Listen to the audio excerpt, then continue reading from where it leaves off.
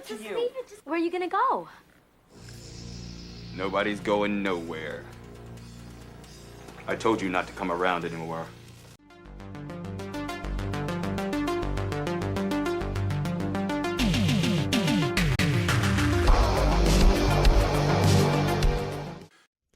Hi, this is the Professional Amateur Hour coming to you with another review.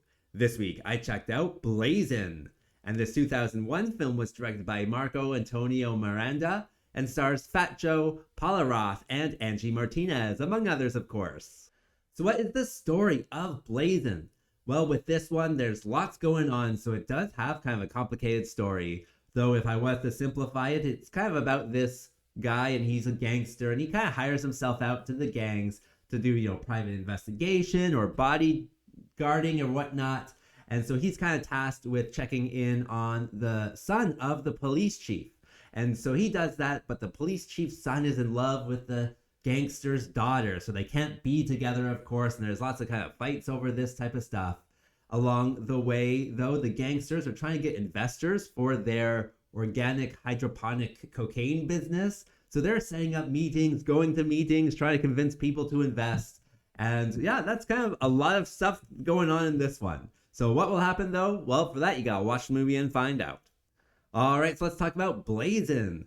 Well, with this one, I had heard it was, a good bad film, or at least a bad funny film. And so I, wanted to watch it. I typed it into a few search engines, but it turns out that this is actually on Tubi. So I watched it over there. And it is kind of a good bad film. Like, it's bad certainly in funny and different ways, and ways that are enjoyable. Certainly for someone like me, I certainly had a lot of fun with this one. Not as much fun as other good bad movies, but I enjoyed, the fight scenes, kind of the ridiculous story elements, and even the acting and stuff like that. So there's lots of stuff that go into this one that, if you like bad movies, does make for an enjoyable one, does make for a fun one. And, a lot of stuff certainly happens in this one. It certainly is blazing.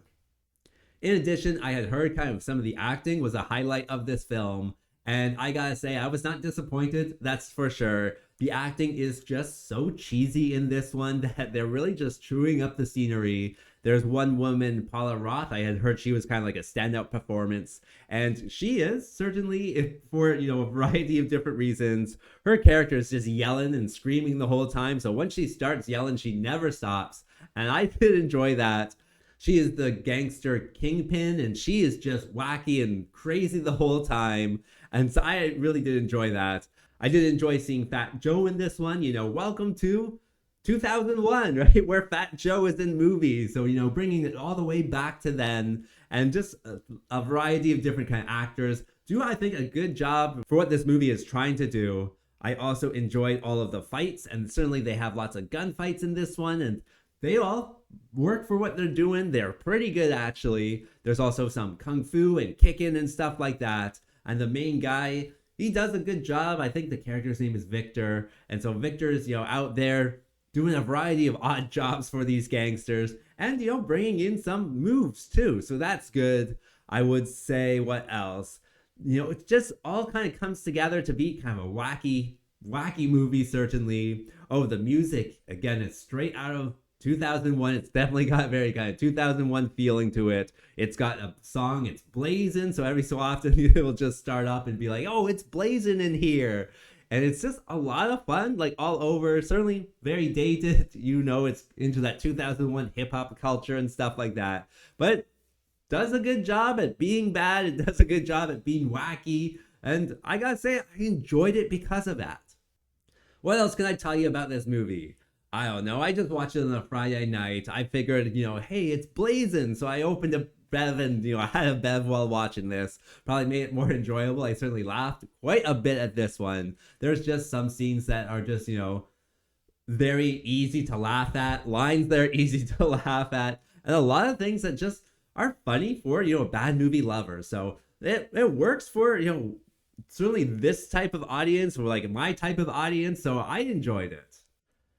And I think that brings me to what doesn't work with this film. Well, with a bad movie like this one, there's lots to say, I'm sure. I would say probably the editing is the harshest thing in this one. There's just a lot of kind of quick cuts, even like in fight scenes where you want to see what's going on. There's lots of cuts. And even just in regular scenes, there's way too many cuts in any one scene.